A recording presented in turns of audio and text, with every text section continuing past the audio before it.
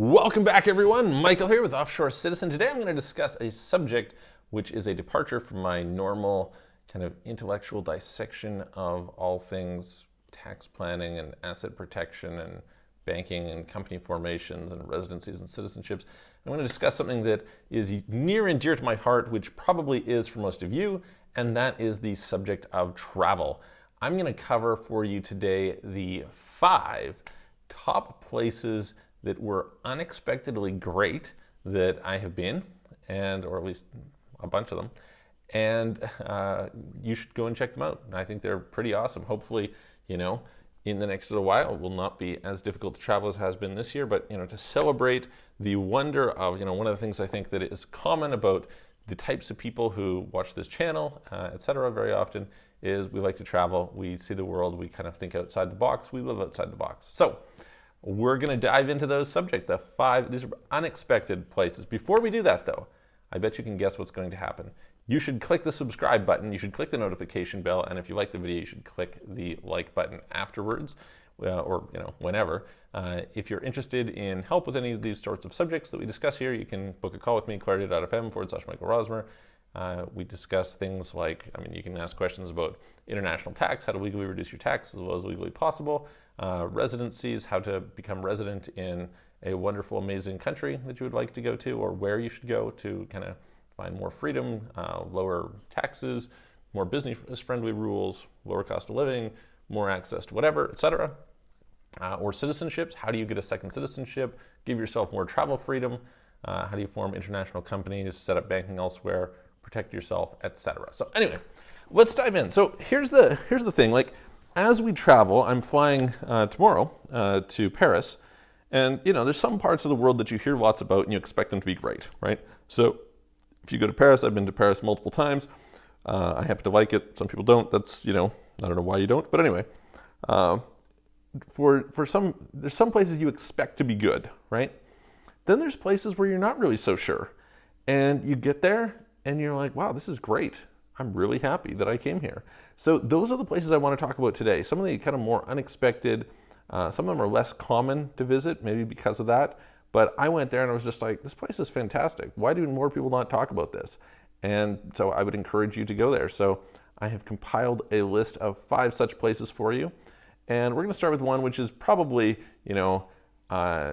it's more well-known, and it actually, on a bunch of people's lists, actually is a pretty good place. So that's why it's the 5th, and that is Cambodia. I was amazingly surprised by how good Cambodia was, very pleasantly surprised.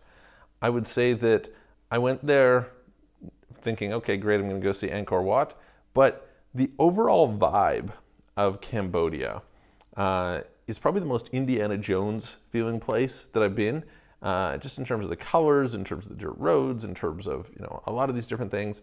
There's a lot of cool things in the culture, just kind of with how the people were that I really enjoyed. There's lots that Cambodia offers aside from Angkor Wat, although Angkor Wat's amazing, totally worth visiting. And so, yeah, if you haven't been to Cambodia, definitely recommend go and check it out. It's a super cool place to visit. The next place that surprised me was right next door. The first time that I went there, I was originally thinking, okay, it's probably fairly dumpy. I'm not sure how long we're going to want to stay here. And that is Malaysia. So Malaysia, I had been to Thailand multiple times, been to Singapore, etc. Hadn't been to Malaysia at that point in time. Malaysia is an amazingly great place. Malaysia has to be one of the more underrated places in Southeast Asia. First of all, Kuala Lumpur is more like Singapore than it is like Bangkok in terms of cleanliness and organization. But it's cheaper than Bangkok, which is fantastic. It offers a ton. That's awesome. The more you explore and learn about Malaysia, you discover, hey, there's beautiful islands, there's tropical paradises, etc. The people are wonderful. It's English speaking. Malaysia's fantastic. So definitely recommend you go and check out Malaysia. This brings us to Europe. Okay, so we're going to go across the world to the other side, to a place that I really liked, and I don't talk to many people who have been there, but I find it very charming. And I first went there in 2005. It was quite wonderful. There's not a massive amount to do there, but this is Luxembourg. Okay, so not many people have been to Luxembourg, and Luxembourg is I mean, super small country. There's like 400,000 people. When I first visited, basically, I would like walk basically across the whole capital city. And so what did I like about Luxembourg? First of all, it's a great place to sit and write, to just like be at peace. I find it quite a romantic place. You have these beautiful big stone bridges, very cool. You go in to say the churches, and they've got kind of this Gothic architecture, but with there'll be kind of like some mosaics or tapestries on the wall, some intricacies on the pillars. So it's kind of got this unique Luxembourg flair. Luxembourg is typically around the richest country in the world per capita, but it feels very humble. The experience that I had with the people, I like French as a language, that's really cool. But the people didn't have this like, hey, we're great. Even though they were, some of the founders of the EU, there's lots of reasons to be proud of Luxembourg, but it didn't come across in their attitude. And I really liked that. It's super clean, very peaceful. It's a beautiful city with this, if we're talking about the capital, this massive green valley that goes through it. Very nice. I liked it for a way that is kind of totally different than some of these other places. So anyway, place you probably haven't been to, and might be a little more underrated. The next place that I'm going to list, actually at this point in time has become more popular. It is a place that after I first visited, I was like, this is like one of the greatest places in Europe. What are you talking about? Like, why does nobody talk, why is this, lesser known? And everybody I talked to who had been there was like, yeah, of course, it's amazing. And that is Prague. Prague is just, it's for sure, as far as I'm concerned, the best city in Eastern Europe. And I mean, quite inexpensive, although it's gotten more expensive over the years. Certainly food and things like this. But I mean, this city that is beautiful, kind of embodies this old Gothic nature, all these bridges, etc. And what I loved about it so much was you could just do so much. Like every day you could go to different concerts, you could go to, see different things, and it was quite accessible. It was beautiful. It was, like I said, fairly inexpensive. It's gotten, a lot more tourists now over the years, unfortunately. But if you haven't been there, definitely you should visit Prague. It is the highlight, as far as I'm concerned, of Eastern Europe. And this brings me to the last place, number 5. And this place, for sure, was the most surprising. For sure. What happened was, my wife and I were in Georgia, and we were doing some business, and kind of we were finishing off what we needed to be there for.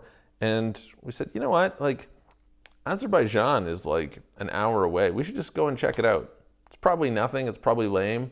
Who would want to go there? But, we like to go and check out new places. And we took a flight there, and I was like, Baku is great. Baku is such a great city. It's so awesome. It's basically like, this is how I describe it to people. If Paris and Dubai had a child, that would be Baku. Like, first of all, it's beautiful. It offers so much. The people are great. It's not too expensive. And one of the highlights, I think, is it's not overrun by tourists. So in a world that so many of these places, you can go to Rome and it's beautiful, or you can go to Paris and it's beautiful, you can go to Barcelona, it's beautiful. But these places are overrun by tourists. It's just crazy, right? Whereas Baku is like, it's like a hidden gem. People don't know about it. So I don't know. I don't know why it is that it hasn't become really popular with people, but in my opinion, that place is definitely one that you should check out. The challenge, unfortunately, is that there are not a lot of good flight options to get in and out of it, so it was a bit of a hassle. We flew from Baku to Georgia, Georgia to Romania, then we drove from Romania to Bulgaria, and then whatever else after that. So it was a little bit of a hassle. But that being said, well worth the trip. I think we originally intended to go there for like 3 days and ended up staying for 2 weeks or something like that. So highly recommend it. It's definitely a place that I'm a big fan of exploring, Central Europe, or Central Asia, rather. So that region a lot more, because I think it's one of the last kind of underexplored areas of the world. Anyway, put in the comments what it is that you think, like some of the things that, some of the places you've been that you're just like, hey, this place was amazing. I wasn't really sure it would be. I wasn't sure what to expect, but it was fantastic. Or just in general, places you'd like to recommend that other people go. We would love to hear about it.